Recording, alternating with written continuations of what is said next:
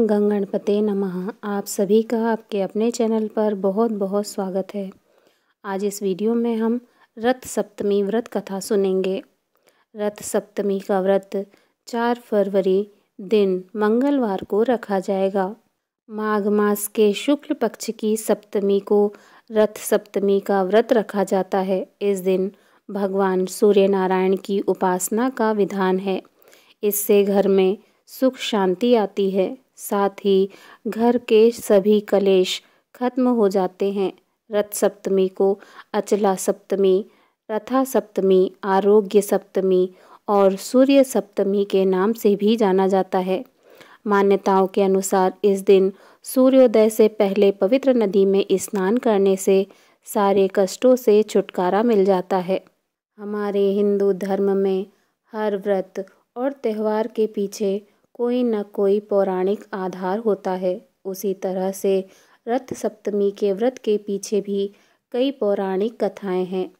व्रत के दिन कथा सुनना बहुत ही महत्वपूर्ण और लाभदायक होता है। बिना व्रत कथा सुने कोई भी व्रत पूर्ण नहीं माना जाता। तो आइए सुनते हैं रथ सप्तमी की व्रत कथा। भविष्य पुराण के अनुसार श्री कृष्ण के पुत्र शांब को अपने शारीरिक बल पर बहुत अधिक घमंड था। एक बार दुर्वासा ऋषि भगवान श्री कृष्ण से मिलने आए। वे अत्यधिक क्रोधी स्वभाव के थे। उनके क्रोध से सभी परिचित थे, लेकिन शांब को उनके क्रोध का ज्ञान नहीं था। दुर्वासा ऋषि बहुत तप करते थे। जब वह भगवान श्री कृष्ण से मिलने आए तब भी बहुत लंबे समय का तप करके आए थे। तपस्या से उनका शरीर बहुत कमज़ोर हो गया था। अपनी सुंदरता पर अभिमान करने वाले शांब ऋषि के दुबले शरीर को देखकर हंसने लगते हैं। इस तरह अपना अनादर देखकर ऋषि शांब पर बहुत क्रोधित हो जाते हैं और उसे कुष्ठ रोग होने का श्राप दे देते हैं। ऋषि के श्राप को सुनने के बाद शांब को अपनी गलती का एहसास होता है। उसने ऋषि से बहुत क्षमा याचना की, लेकिन दुर्वासा मुनि ने क्षमा करने से इनकार कर दिया। ऋषि के जाने के बाद शांब अपने पिता भगवान श्री कृष्ण के पास जाकर श्राप से बचने का उपाय पूछते हैं, तो भगवान श्री कृष्ण उन्हें भगवान सूर्यदेव की पूजा और उपासना की सलाह देते हैं। पिता की बात मानते हुए शांब भगवान सूर्य की पूजा उपासना करते हैं और भगवान सूर्य को प्रसन्न करने के लिए अचला या सूर्य सप्तमी का व्रत भी रखना प्रारंभ करते हैं। भगवान सूर्य शांब की भक्ति और व्रत से प्रसन्न होकर उन्हें कुष्ठ रोग से मुक्ति का आशीर्वाद देते हैं। इस तरह भगवान सूर्य की उपासना कर शांब को अपनी सुंदर काया फिर से प्राप्त हो जाती है।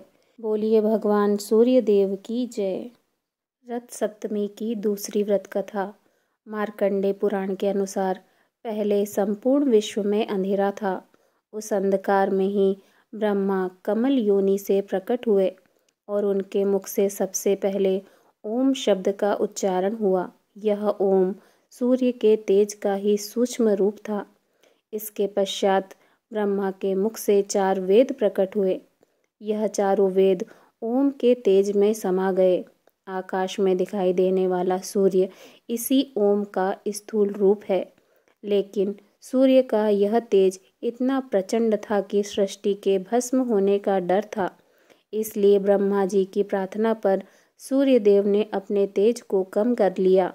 सूर्य के प्रकट होने पर संपूर्ण विश्व का अंधकार ही नहीं मिटा, बल्कि सृष्टि में जीवन का संचार भी हुआ।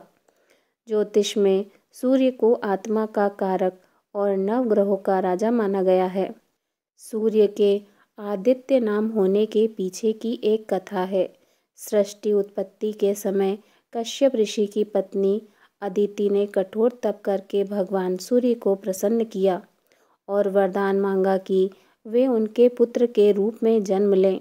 भगवान सूर्य ने उन्हें यह वरदान दे दिया और अपनी 7 किरणों में से एक सुषुम्ना किरण द्वारा उनके गर्भ में प्रवेश किया। अदिति के गर्भ से जब सूर्य का जन्म हुआ, उस दिन माघ मास के शुक्ल पक्ष की सप्तमी तिथि थी। अदिति के गर्भ से जन्म लेने के कारण सूर्य का नाम आदित्य हुआ। सूर्य के रथ में 7 घोड़े होने के कारण इसे रथ सप्तमी कहा जाता है। इसके अलावा इस तिथि को आरोग्य सप्तमी, माघ सप्तमी, विधान सप्तमी आदि नामों से भी जाना जाता है। सूर्य के रथ में गायत्री, भ्राति, उष्णिक, जगती, त्रिस्तप, अनुस्तप और पंक्ति नाम के 7 घोड़े हैं। ये 7 घोड़े सप्ताह के 7 दिनों 7 किरणों के प्रतीक हैं। सूर्य के रथ का पहिया, संवत्सर, वर्ष और उसमें लगी 12 तीलियां 12 महीनों को दर्शाती हैं। रथ सप्तमी से जुड़ी एक अन्य कथा भी है। यह कथा कहती है, जब सूर्य देव को खड़े खड़े काफ़ी लंबा समय बीत गया तो उनके पांव दर्द करने लगे। तब उन्होंने भगवान विष्णु जी के सामने अपनी समस्या रखी। भगवान विष्णु ने सूर्यदेव की समस्या को दूर करने के लिए उन्हें हीरे जड़ित एक स्वर्ण रथ दिया। इस रथ के सारथी अरुण देव थे। जिस दिन यह रथ सूर्यदेव को मिला उस दिन माघ माह शुक्ल पक्ष की सप्तमी थी। इस दिन इस रथ पर भगवान सूर्यदेव के विराजमान होने के कारण इसे रथ सप्तमी कहा गया।